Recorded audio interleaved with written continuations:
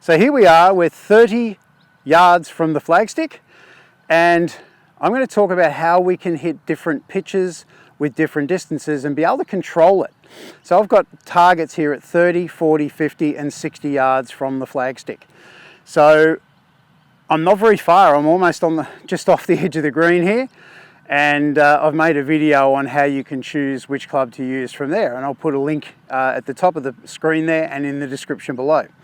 But today is all about pitching distance control, so we are going to hit a pitch. So I like to use my 9 o'clock, 3 o'clock swing when I pitch. I've talked about that a lot.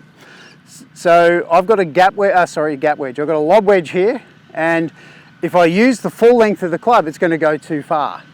So what I'm going to do here is I'm going to grip down the club, down the bottom, and I'm going to do my 9 o'clock, 3 o'clock swing, and we'll see where it finishes.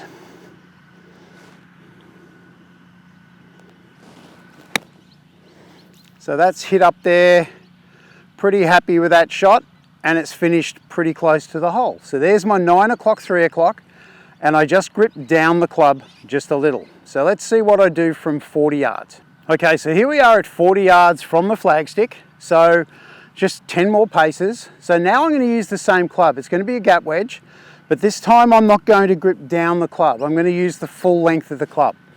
And I'll do the same swing, 9 o'clock, through to 3 o'clock.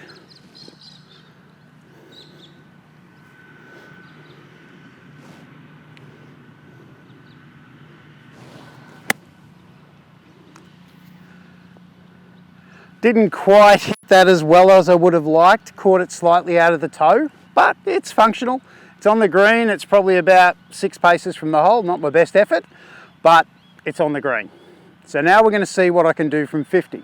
So here I am at 50 yards from the flagstick, so just another 10 yards back. No change to my golf swing, I'm still going to do my 9 o'clock, 3 o'clock swing. This time I'm going to use my 55-degree sand wedge. So I'm still at the full length, 9 o'clock through to 3 o'clock. We'll see what happens.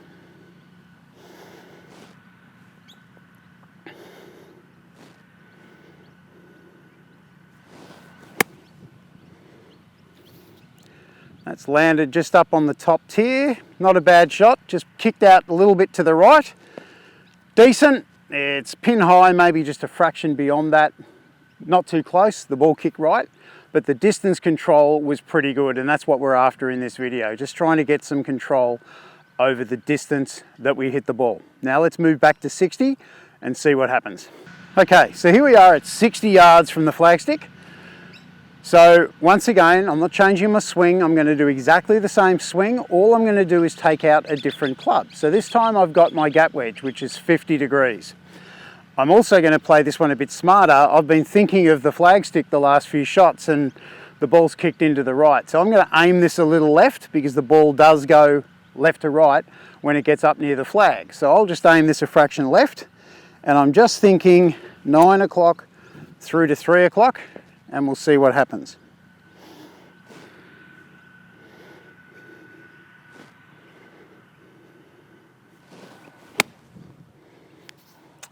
It's pretty good.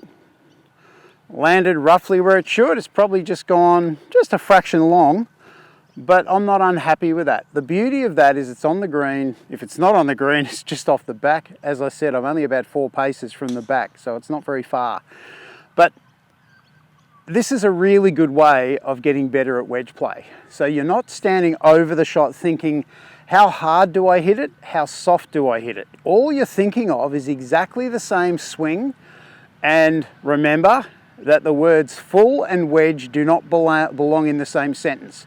So I'm always a big believer in half to 3/4 swing with these clubs because you have better control, you make great contact with the ball, and if you can make good contact, your distance control is going to be much better than if you make poor contact. So thank you for letting me help you with your golf. I'm Brian Fitzgerald, the Golf Doctor, and I look forward to seeing you in my next video.